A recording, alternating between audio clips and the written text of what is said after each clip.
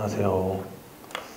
자, 오늘은 우리 그 방제안전직에서 방제관계 법규, 그 중에서 행정법, 우리 이제 7급 그 방제안전직에 방제관계 법규 있죠? 방제관계 법규. 원래 이제 국가직 7급, 그다음에 서울시 7급 이렇게 있었죠. 첫 시간이니까 약간 OT 개념 조금만 나가고. 이제 7급에서 16년도에는 시험이 없었어요. 시험이 없었고 국가직 서울시는 쭉 있었는데, 대신에 이제 우리 행정법, 여기 중에서 행정법 문제는 거의 서울시에서는 안 나왔어요. 안 나왔고 다 국가직 쪽에서만. 그래서 15년, 16, 17, 16년 빼고 17, 18년, 19년 해갖고 몇 개 안 돼요. 그래서 총 기출은 이제 뭐 한 40문제 정도밖에 안 돼요. 40문제 정도. 처음에 나올 때 굉장히 좀 더 쉽게 나왔어. 쉽게 나온 건 맞아. 근데 작년 거 보면 아주 쉽다고 하기는 좀 그렇고, 좀 이제 일반 행정법 총론 비슷하게 좀 냈죠. 그렇게 냈다고 보여져요, 추세가. 그 다음에 우리 방제관계법규는 뭐 초창기 때 이제 원래 그 규정상으로는 이제 출제 범위 나온 건 이제 재난기본법, 그 다음에 지진재해대책법, 그 다음에 여기 중간에 빠졌구나, 자연재해대책법, 지진, 그 다음에 기업경감. 여기서만 이제 여기에 이제 법령, 그 다음에 시행령, 시행규칙, 하위법령까지 해갖고 여기서 이제 10문제. 초기에는 근데 서울시 같은 경우는 뭐 고층 빌딩도 나오고, 그 다음에 연안법 이런 데서 조금씩 나왔어요. 근데 국가직 나올 때부터는 아마 요 4개에서만 충실하게 내고 있는 추세예요. 그러니까 방제관계법규, 그 법규 대비할 때는 요 4개 재난관리 할 때 다 했죠. 할 때 했고, 좀 더 이제 기본적인 내용들은 다 재난이나 안전 쪽에서 내고, 그 다음에 그 시행령에서 이제 조금 잘 안 따라둔 이제 조문 내용이 있을 거예요. 그런 거 위주로 주로 많이 내요. 방제관계법규 7급에서는. 그러니까 여러분들 이제 좀 공부할 때, 지금 이제 7급해서 이제 재난관리도 계속 하잖아. 할 때, 제가 중간중간에 이제 방제에서 나왔다. 이런 것들 이제 위주로, 좀 조문을 위주로 보면 될 거고, 요거 끝나면 이제 기출로 해갖고 한 번 더 그쪽은 이제 달아줄 거예요. 자, 그 다음 행정법. 그렇게 이제 그 법규 쪽은 그렇게 준비하면 되고, 행정법 총론 10문제. 자, 행정법 이게 범위가 일반적인 총론을 하려고 그러면 여러분들 아마 기본 강의만 2달 넘게 아마 해야 될 거예요. 굉장히 많은 판례도 엄청 많고, 그 다음에 이제 뭐 절차법, 심판법, 그 다음에 개인정보보호법, 7급 하려면 강론도 해야 되지만 이제 총론이니까 강론 없고, 굉장히 범위가 넓어요. 넓은데 그거를 다 할 수는 없어요. 할 의미도 없고, 방제 쪽에서는. 그래서 우리는 이제 테마별로 중요한 거, 그 다음에 기본적인 내용은 알아야 판례를 볼 수 있고 문제를 풀 수 있으니까 그런 거 위주로 이제 기본적인 개념. 그래서 거기 들어가서 이제 뭐 학설이다 뭐다 이런 것들은 장황하게 이제 가지는 않을 거예요. 장황하게 가지는 않고 핵심적인 거. 그래서 문제 보고 이게 뭘 물어보는 거다. 그 다음에 어떤 게 이제 주로 많이 나오고 어떤 걸 이제 선택해야 되겠다. 이 정도 선에서 그것만 해도 사실 이제 처음 하시는 분들은 굉장히 부담스러울 수 있어요. 부담스러울 수 있는데. 어쨌든 우리가 이제 일반 행정직 하는 게 아니고 방제안전 쪽에서 10문제에 맞춰서 노력을 하는 거니까 목표를 10문제 중에 맥시멈 8개, 최소한 6개 이상. 처음 하시는 분들은 이제 우리 2달 정도밖에 안 나오는데 요 정도는 충분히 할 수 있어요. 충분히 할 수 있어. 이해하려고 하지 말고 그냥 보는 거 그냥 글자 그대로만 보면서 쫓아오면서 이렇게 나가는 방식으로 할 거고, 그렇게 먼저 쫓아오시면 될 거예요. 기존에 이제 뭐 행정법 미리 시간 되셔갖고 일행했던 분이라든가 그런 분들은 이제 본인 보던 거 위주로 보면 돼요. 보던 거에다가 관련된 이제 우리 방제 쪽에 나왔던 기출 위주로 나왔던 거 위주로 보면 되고, 그렇지 않고 처음 하시는 분들은 장황하게 하면 힘드니까 딱 요거까지만 여기까지만 진행하는 걸로 여러분들 보면 될 거예요. 우리 그럼 이제 첫 시간 이제 간단하게 이제 과목에 대해서 얘기했고, 행정법 들어가 볼게요. 자, 용어들이 이제 새롭기도 하고 힘들기도 한데 좀 쉽게 좀 맞춰서 얘기는 해줄게요. 그러니까 제가 쉽게 얘기하니까 이게 법률적으로 완벽하게 100% 맞거나 이러진 않아, 학문적으로. 그냥 여러분 이해를 돕기 위해서 쉽게 설명하고 넘어갈 거예요. 그렇게 감안하고 들어주시면 강의를 이제 수강하시면 될 것 같아요. 자, 행정법 개혁, 행정. 자, 쉽게 말해 행정 개념 이런 것도 이제 쭉 학자들이 분류해놓죠. 이런 건 시험에 나온다기보다는 이런 것들이 뭐가 있냐 이런 것들을 이제 쭉쭉 여러분들이 이제 인식하고 있어야 돼요. 그래서 판례를 보고 뭐를 하려 그러면 이런 개념들을 이제 알고 있어야 되기 때문에 그런 거 위주로 해서 한번 갈게요. 자, 행정의 개념. 뭐 일반적으로 행정이라 그러면 이제 국가 작용. 뭐 쉽게 주위에서 쓰레기 수거하는 것도 국가 작용이고, 그 다음에 뭐 교통 경찰관들이 저거 뭐 교통 신호하는 것도 그런 거고, 뭐 가로수 넣는 거 뭐 하는 거 다 이제 그런 게 국가 작용이죠. 이런 것들을 이제 일반적으로 생각하고 가시면 돼요. 이제 그거에 따라서 굉장히 이제 뭐는 되고 뭐는 안 되고 이런 부분들이 있어요. 그런 것들은 왜냐면 국가가 뭔가를 했어. 근데 나한테 내가 침해를 받았어. 그럼 내가 이걸 구제를 받아야 될 거 아니야. 그런 걸 따지기 위해서 어떤 건 국가가 한 거냐, 아니면 어떤 건 국가가 아니라 일반인이 한 거냐, 이제 이렇게 나눠주기 위해서 이제 가는 거예요. 그래서 그거에 여태까지 이제 쭉 이제 판례들이 이제 나오는 의미도 이거를 국가 작용으로 볼 거냐 아닐 거냐 이런 것들 기본적인 개념들 그 개념을 이제 머릿속에 듣고 자, 형식적 의미에서는 국가 작용의 권한을 기준으로 파악하는 거 권한 그냥 쉽게 말하면 갖고 있는 담당 기관 뭐 인허가도 내줄 거고 그죠 그런 것들 그다음에 형식적 의미의 행정이란 실적 법상 행정부가 담당한 모든 작용을 의미한다. 우리 이제 상권 분립해 갖고 입법부, 행정부, 그죠? 사법부 이거 개념들은 이제 다 아시죠? 그 중에 하나 입법부, 수장이 이제 대통령, 그죠? 그런 입법부에서 하는 거. 우리 재난관리로 따지면 뭐 관계주가 행정기관도 있을 거고, 그다음에 지방자치단체도 있을 거고 그런 것들이 다 이제 이런 이제 행정부가 되는 거죠. 자, 형식적인 거. 그다음에 두 번째 이러한 기준에 의하면 국회가 해야 하는 모든 작용이 형식적 의미의 입법으로 법원이 행하는 모든 작용이 형식적 의미의 사법으로 파악된다. 여기서 이제 국회는 입법, 사법에 따라서 법원이 하는 건 사법 이렇게 이제 행정 이렇게 따진다고 치면 이렇게 이제 보면 되죠. 실적 의미에서는 국가 작용의 성질을 기준으로 파악하는 것으로 실적 의미 행정이라 입법 사법과 구별되는 일정한 성질을 갖는 국가 작용을 말한다. 성질을 갖는 입법은 일반적 추상적인 법 규범을 정립하는 거. 법을 만드는 거죠. 일반 특정인 아니면 불특정 다수인 아니면 불특정 다수에 대한 뭐 법률 이런 것들 이제 정립하는 거고 행정 차원에서는 법 아래에서 법의 구속을 받으면서 구체적 사안에 대해 법을 집행하는 작용. 자, 법의 구속을 받으면서 뭘 하려고 그러면 법의 테두리 안에서 이걸 법의 구속을 받는 거죠. 법에 정해진 거 외에는 하면 안 되는 거겠죠. 법에 정해진 거에서 내에서 그 구체적 사안에서 법을 집행하는 거 행정. 두 번째 사회질서 및 국민 생활을 능동적, 적극적, 계속적, 미래지향으로 형성해 나가는 법 집행작용이라는 특성.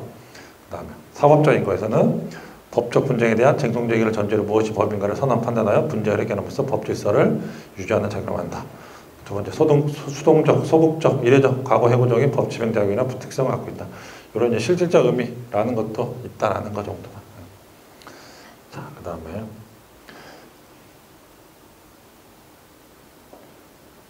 양자의 관계 이제 뭐 형식적이나 실적 의미의 관계가 어떠냐? 양자는 서로 다른 기준에 의해 파악하는 것이 언제나 일치하는 것은 아니다. 행정법의 대상이 되는 행정은 형식적 의미의 행정과 실적 의미의 행정 모두 다 해당된다. 모두 다 해당돼요. 이게 어떤 거냐, 어떤 게 해당되느냐가 이제 우리가 뒤에서 이제 배울 내용들인 거죠. 자, 그럼 여기에 해당되는 이제 국가 작용이 어떤 게 있느냐.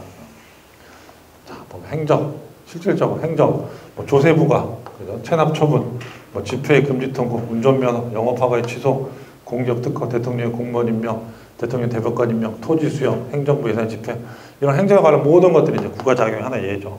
예를 들어놓고 입법은 행정입법, 대통령, 총령, 부령, 조례, 규칙 이거 입법 세우는 거고 행정입법, 대통령도 대통령령, 총리령, 국회에서 만들지 않고, 그죠? 입법부에서 만드는 법도 있죠. 행정규칙 이런 것들, 시행령, 시행규칙 같은 경우는, 그다음에 사법, 통고처분, 행정심판 재결, 그다음에 토지수용의 토지수용 재결, 공무원에 대한 소청심사위원회 징계의결 이런 것들이 행정적인 분야에서 뭐 행정입법 사법이지만 결국은 이것도 다 행정적인 국가 자격인 거죠. 입법에서는 행정, 국회 사무총장의 소속 공무원 임명, 국회에 대한 집행, 사법, 국회 소속 공무원에 대한 국회 소청심사의 징계의결, 사법 분야에서 행정, 법원행정장의 소속 공무원 임명, 뭐 임명이나 집행 이런 것들은 다 이제 행정 작용이 되는 거죠.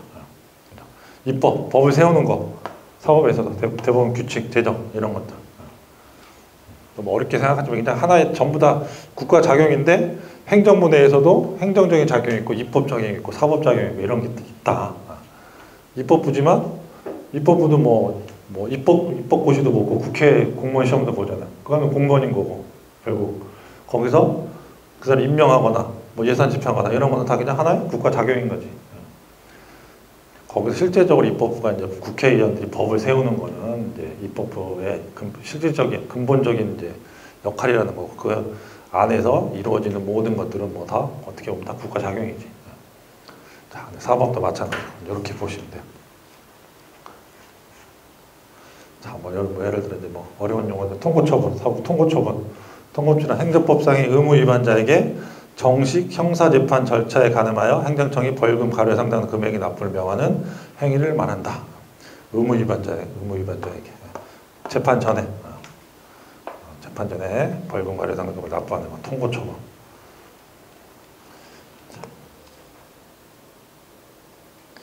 그다음에 이제 이런 학설 부분이 있는데 학설 부분 몰라도 돼요. 그냥 제가 한번 얘기할 때 몰라도 이해 못해도 돼. 그냥 넘어가셔도 돼. 꼼꼼히 나갈 필요 없어요. 실적 의미의 행정에 대해서 각자 견해들이 다 틀리잖아요. 그죠? 학자들마다 다 틀리고 뭐 그런 내용들이에요. 긍정설이면 실적 의미의 행정을 긍정한다. 여기서도 소극적으로 긍정하느냐 아니면 적극적으로 그걸 긍정하느냐. 적극적에서도 목적에 맞춰서 할 거냐 아니면 결과에 따라서 볼 거냐. 그러니까 결국 양태, 뭐 실질적으로 나타나지는 모양, 그죠? 그런 거에 따라서 이제 볼 거냐. 뭐 이런 의미들이. 소극설, 행정이란 모든 국가작용 중에서 입법작용과 사법작용을 제외한 작용이라고 보는 게 적게 보는 거죠. 제일 범위를. 행정 개념의 역사적 형성까지 설명하는 데는 적극하지만 행정의 내용을 적극적으로 밝히고 있지 못해 그 내용이 공백이라는 비판이 있다.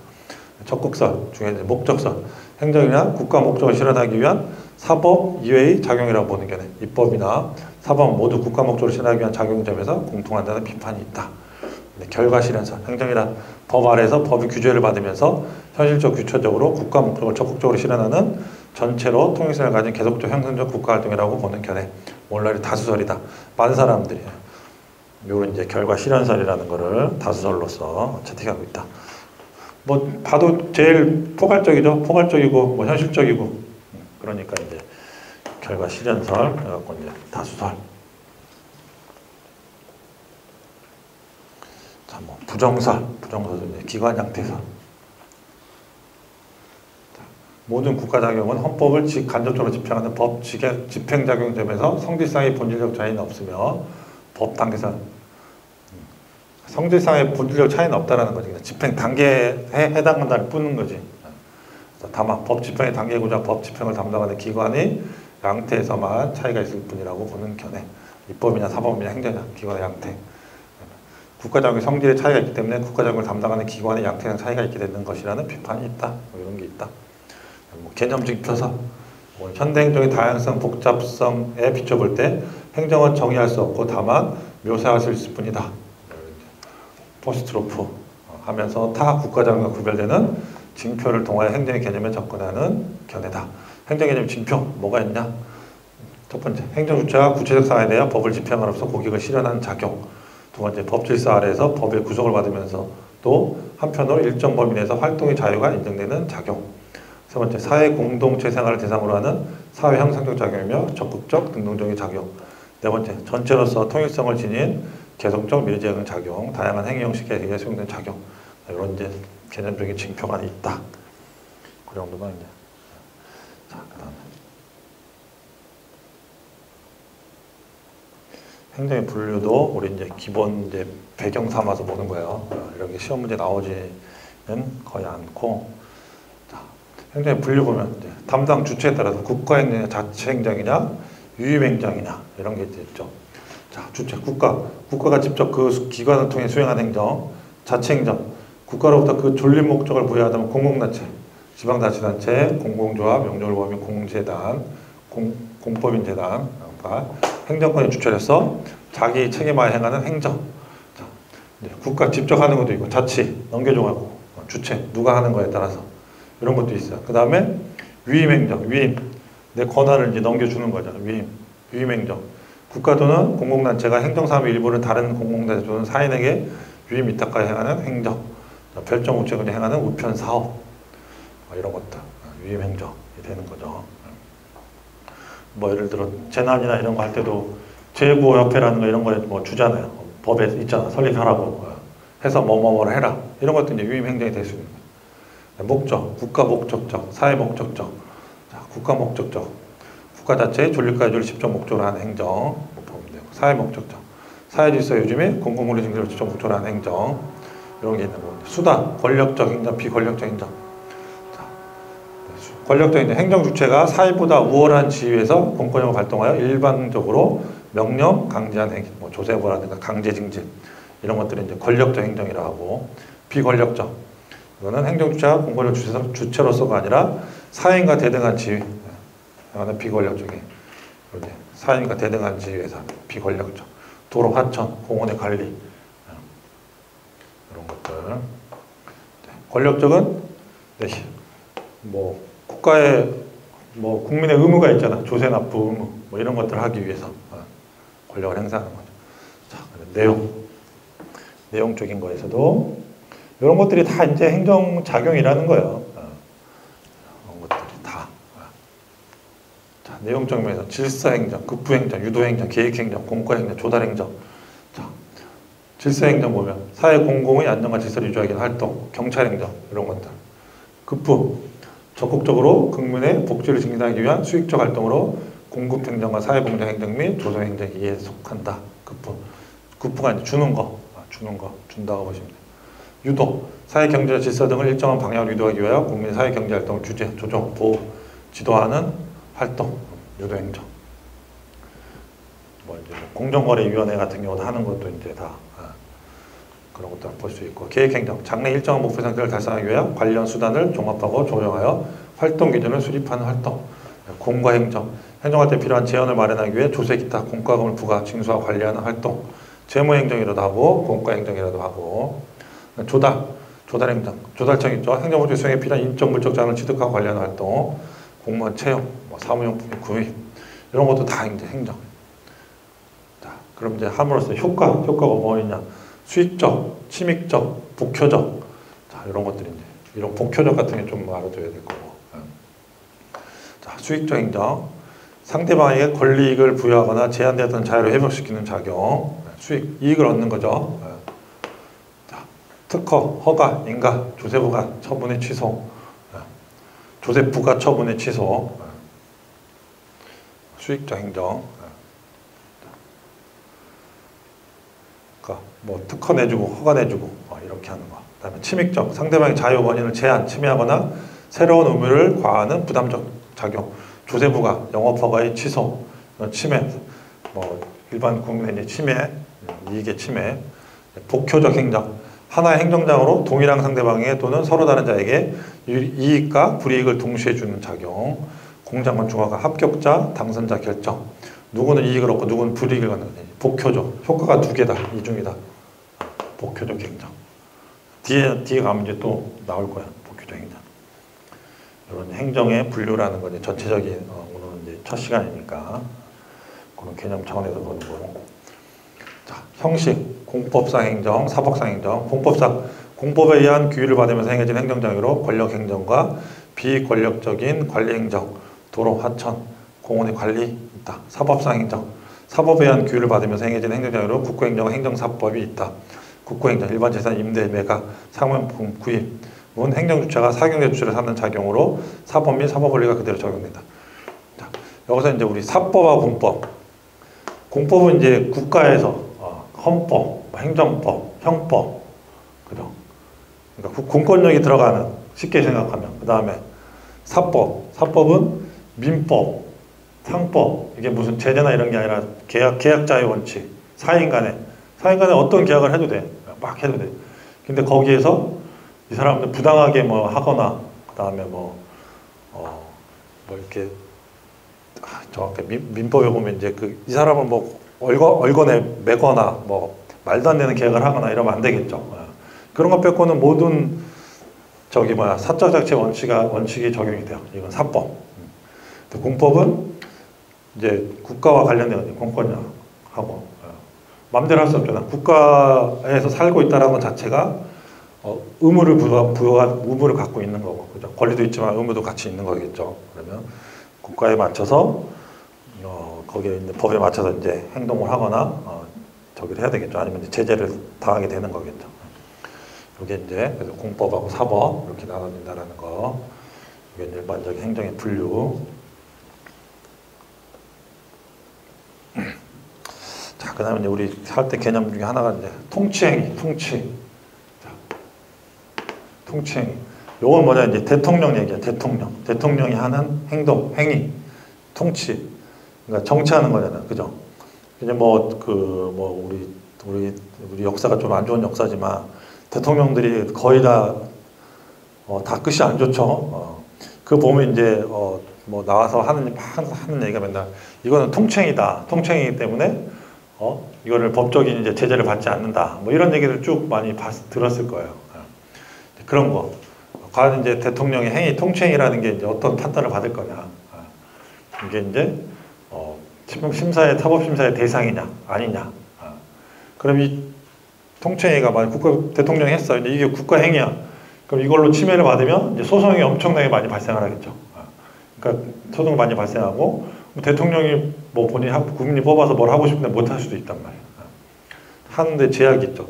그렇기 때문에 통치행위를 좀 약간 특수한 이제 인정을 해줘야 되는 거죠. 특수한 위치에 있다라는, 지위에 있다라는 인정. 그런 얘기가 이제 통치행위에 대한 문제. 자, 보면 여기 통치행위란 국가기관의 행위 중 법적 판단이 가능함에도 불구하고, 고도의 정치성을 이유로 사법심사의 대상에서 제외되는 행위를 말한다. 쉽게 얘기하면 이제 정치성을 띠기 때문에 사법심사의 대상에서 제외되는 행위. 통치행위. 자, 연역. 통치행위 개념은 프랑스에서 최고행정재판소의 국참사원이 판례를 통하여 최초로 성립되었고, 미국에서는 1849년 이제 루드 아일랜드 주에서 1800년에 일어난 반란 사건의 결과로 생긴 신구 두 정부의 합법 정부 주관 사건에서, 일본에서는 미일 안보 조약 사건과 중요한 해산 등에서 판례상 통치의 관념이 인정된 바 있다. 이런 게 이제 인정되었다.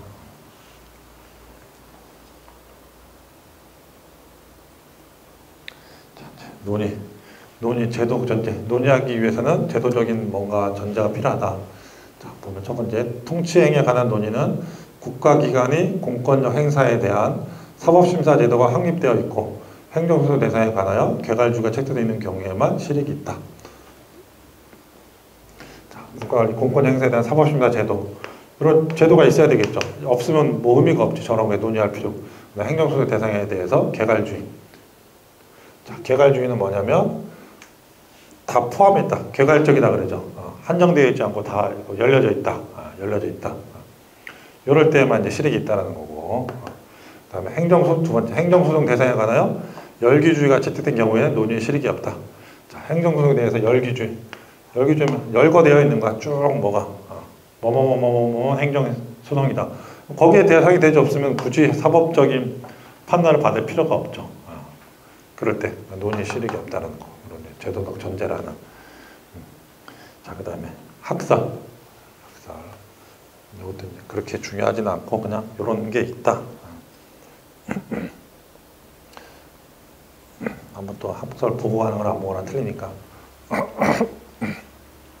자, 보면 이제 통치행위들을 부정하는 사람, 긍정설. 부정설, 긍정설 있죠.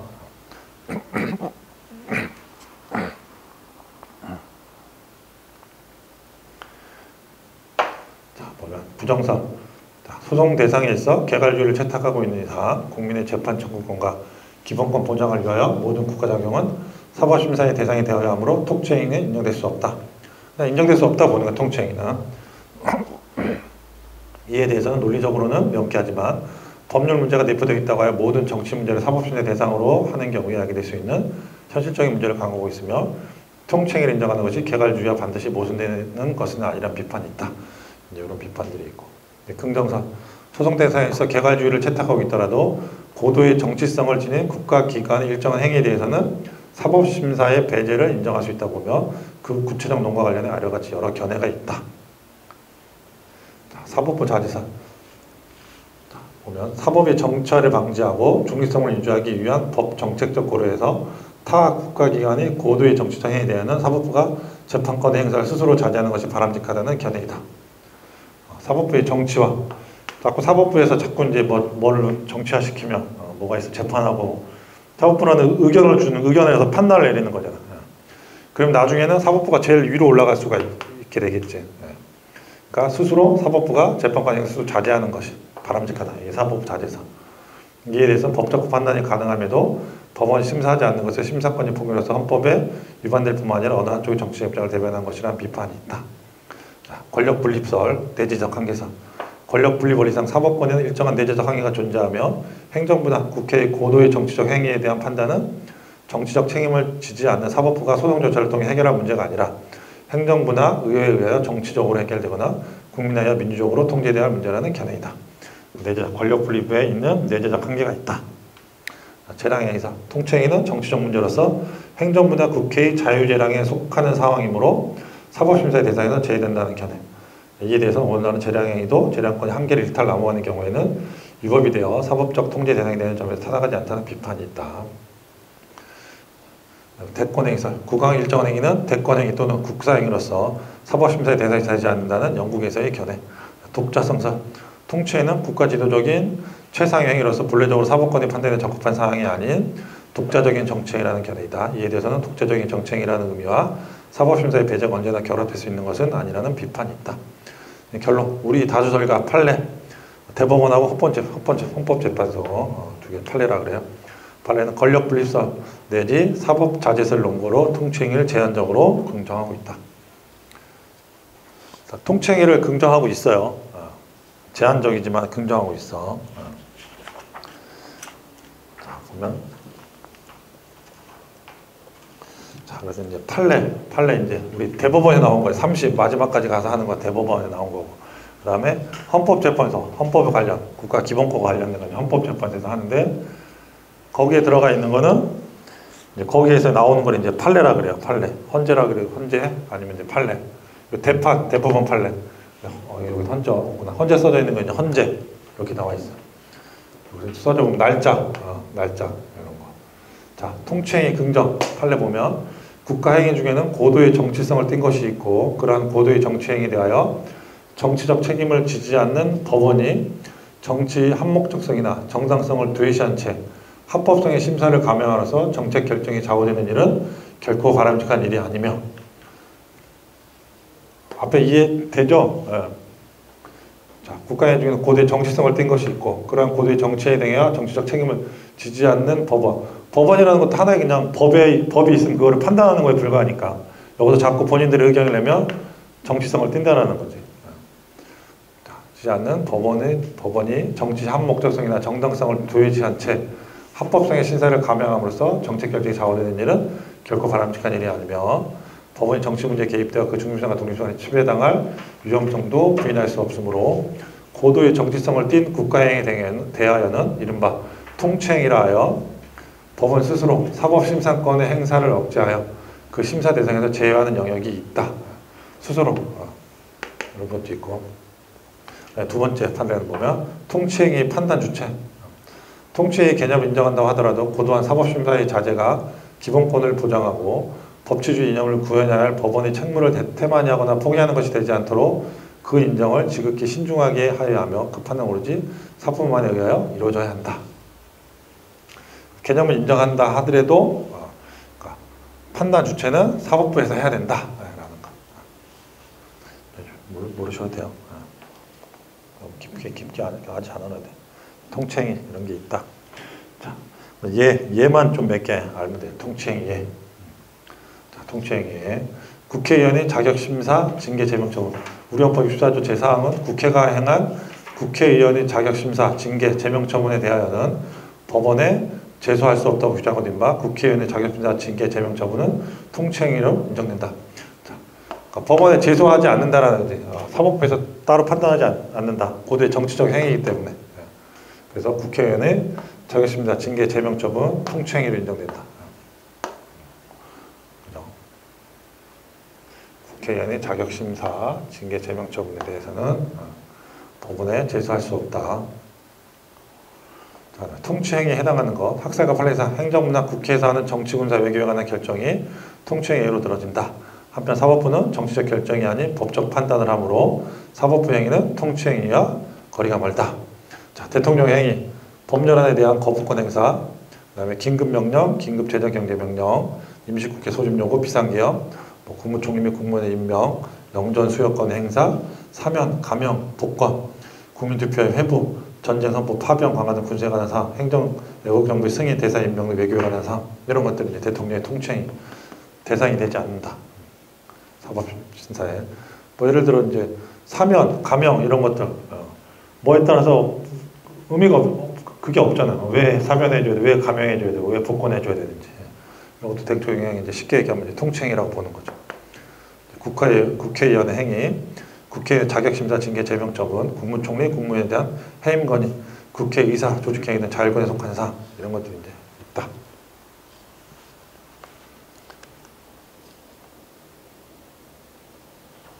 그다음에 자, 통칭에 해당하지 않는 것. 헌법상 대통령 선거, 국회의원 선거 등 각종 선거, 지방의회, 지방의원에 대한 징계, 제명, 처분, 소송 대상. 요건 아니에요. 지방의회는 국회의원은 그 대상이 소송 대상이 아니지만 제소할 수 없지만 지방의회는 할 수 있는 거야. 통칭이 아니고. 세 번째, 통칭에 따른 후속 조치, 계엄 선포에 따른 집행행위나 포고령 이런 것들은 이제 통칭으로부터 분리될 수 있는 행정 작용 이런 것들은 이제 통칭행위가 아니다. 자, 통칭 효과와 한계. 효과. 통칭에 대한 행정소송을 제기하는 원칙적으로 요건 심리요 각하된다. 이유 없다. 이제 각하. 견해 대립이 있거나 통치행위는 원칙적으로 사법심사 대상이 제외되므로 국가배상 책임 성립 요건인 위법성이 판단될 수 없으므로 국가배상 책임이 인정되기 어렵다. 다수설은 이제 통치행위는 국가배상 국가 행위가 아니니까 그러니까 국가배상 책임이 성립될 수 없다. 될수 없다. 다음에 한계. 통칭행위도 헌법상의 기본령과 원칙에 위배돼서는 안 되며 헌법과 법률이 정한 목적과 절차에 따라야 한다. 두 번째, 통칭행위로 인정되는 경우에도 사법심사 대상에서 제외될 뿐 국회나 여론 등에 의한 정치적 비판의 대상에서 제까지 되어야 되는 것은 아니다. 3번, 통칭행위가 폭넓게 되는 경우 국민의 재판을 통한 구제가 부정되므로 통칭행위는 제한적으로만 인정돼야 한다. 오늘날 통칭행위로 인정하는 범위는 점차 축소되는 경향이 있다. 판례 몇 개만 볼게요. 자, 뭐냐. 통칭의 한계. 우리 헌법의 기본 원리인 법주지 원리상 대통령, 국회 기타 어떠한 공권력도 법의 지배를 받아야 하고 모든 국가작용은 국민의 기본권적 가치를 실현하기 위한 수단에 대해서 나오는 한계를 반드시 지켜야 하는 것이며 이거 모든 국가작용은 국민의 기본적 가치를 실현하기 위해 유한 수단 기본권적 가치, 수단. 그렇기 때문에 한계를 갖고 있는 거야. 기본권을 항상 보장해줘야 된다. 이런 거에서. 그러니까 뭘 하지 않는 데는 한계를 이제 갖고 있는 거죠. 한계를 반드시 지켜야 하는 것이며 헌법재판소는 헌법의 수호와 국민의 기본권 보장을 사명으로 하는 국가 기관이므로 비록 고도의 정치적 결단에 의해 행해지는 국가작용이라고 할지라도 그것이 국민의 기본권 침해와 직접 관련되는 경우에는 당연히 헌법재판소의 심판 대상이 될 수 있다.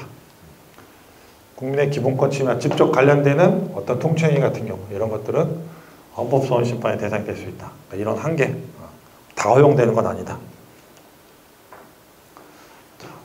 뭐 이런 건 옛날 거고, 옛날 판례는 뭐 굳이 비상기업 옛날 거니까 안 봐도 되고.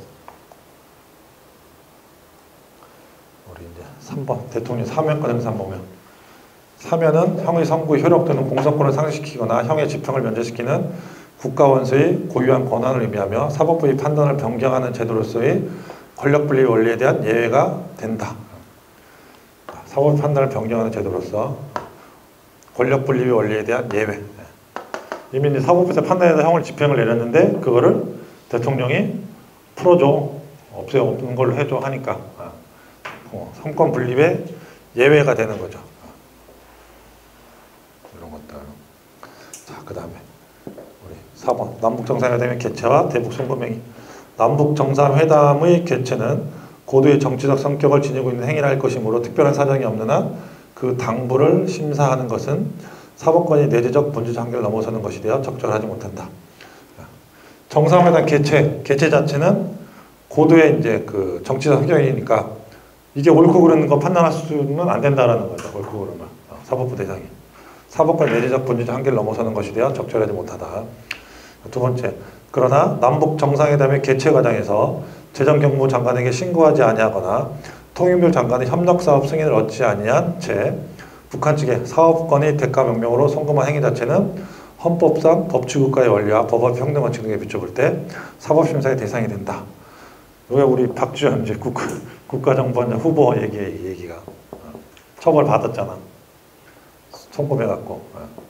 그때가 이제 김대중 대통령 때 남북 정상회담 하고 대북 송금, 나중에 대북 송금해갖고 그 얘기인데, 어쨌든 정상회담 자체는 사법부가 판단하면 안 되지만 그 이후에, 그죠? 개최 과정이 이유가 개최 과정에서 나타난 돈을 줬어. 송금행위 자체. 근데 우리가 이제 법적으로 법에 이제 뭐 북한에다가 뭐 지원을 하거나 송금을 하려고 그러면 이렇게 다 있을 거야. 재정경부장에 신고하거나 아니면 뭐 통일부 장관 협력상을 승인을 받거나 해야 되는데 그런 절차가 없었다는 거죠. 이건 법 위반이 된다라는 거죠. 사업권의 대가면 송금 행위 자체는 헌법상 법치국가의 원리와 법 앞의 평등 원칙 등에 비춰볼 때 사법심사의 대상이 된다. 대상이 된다라는 거죠. 이거는.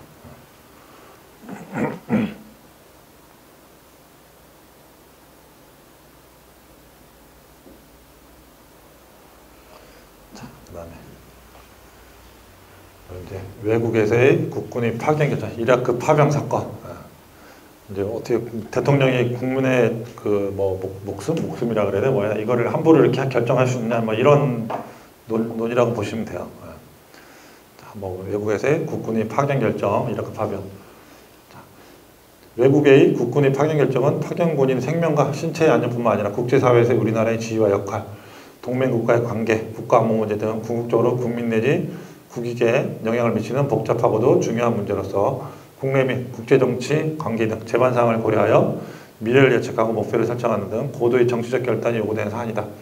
따라서 그와 같은 결정은 그 문제에 대해 정치적 책임을 질 수 있는 국민의 대의기관인 관계 분야의 전문가들과 광범위하고 심도 있는 논의를 거쳐 신중히 결정하는 것이 바람직하며 현행헌법이 채택하고 있는 대의민주제 통치고유하에서 대의기관인 대통령과 국회의 그와 같은 고도의 정치적 결단은 가급적 존중돼야 된다. 이 사건 파견 결정이 헌법에 위배되는지 여부, 즉 국가 안보에 보탬이 됨으로써 궁극적으로는 국민과 국익에 이로운 것이 될 것인지 여부 및 이른바 이라크 전쟁이 국제규범에 어긋나는 침략 전쟁의 여부 등에 대한 판단은 대의기관인 대통령과 국회의 몫이고 성질상 한정된 자료만을 가지고 있는 우리 재판소가 판단할 것은 바람직하지 않다고 할 것이며 우리 재판소의 판단이 대통령과 국회의 그것보다 더 옳다거나 정확하다고 단정짓기 어려운 물론 재판 결과에 대하여 국민들의 신뢰를 확보하기도 어렵다고 하지 않을 수 없다. 이건 이제 파병한 거에 대해서 누가 헌법소원을 제기한 거죠. 헌법재판소에 제기한 거야. 그거에 대해서 헌법재판소가 이제 이렇게 쭉 얘기를 하는 거죠. 판단을 하는 거야. 자, 3번 보면 이 사건 파견 결정은 그 성격상 국방 및 외교 관련된 고도의 정치적 결단을 요하는 문제로서 헌법과 법률이 정한 절차를 지켜 이루어진 것이 명백하고 다 이제 절차를 지켜서 이루어졌어. 명백하고 대통령과 국회의 판단은 존중돼야 하고 헌법재판소가 사법적 기준만으로 이를 심판하는 것은 자제돼야 한다. 이에 대하여는 서로 사법적 심사의 회피로 자의적 결정이 방치될 수 있다는 우려가 있을 수 있으나 그러한 대통령과 국민의 판단은 궁극적으로 선거를 통해 국내의 평가 심판을 받게 될 것이다.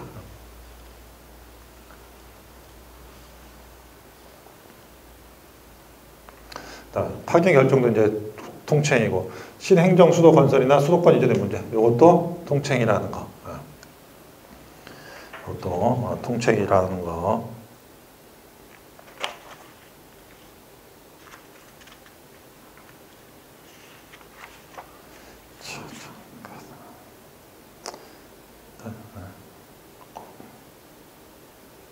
그건 보면 되고 나머지 한번 보시면 될 것 같아요. 뭐 어렵진 않으니까. 어렵다기보다는 뭐 봐서 모르면 잘 기억 안 하셔도 돼요. 그런 것까지만. 마지막 하나만 더. 자, 우리 서운 취소 9번. 서운 훈장. 서운 수요의 경우와는 달리 이미 발생된 서운 대상자 등의 권리 등에 영향을 미친 행위로서 관련 당사자에게 미치는 불이익 내용과 정도 등을 고려하면 사법심사의 필요성이 크다. 따라서 기본권의 보장 및 법치주의 이념에 비춰보면 비록 서운 취소가 대통령이 국가원수로 수행한 행위라고 하더라도 법원이 사법심사를 자제해야 할 고도의 정치성을 띈 행위라고 볼 수는 없다. 이 서운 취소 같은 경우는 사법심사의 대상이 될 수 있다. 된다. 이것까지 뭐 고도의 뭐 정치적인 얘기는 아니다.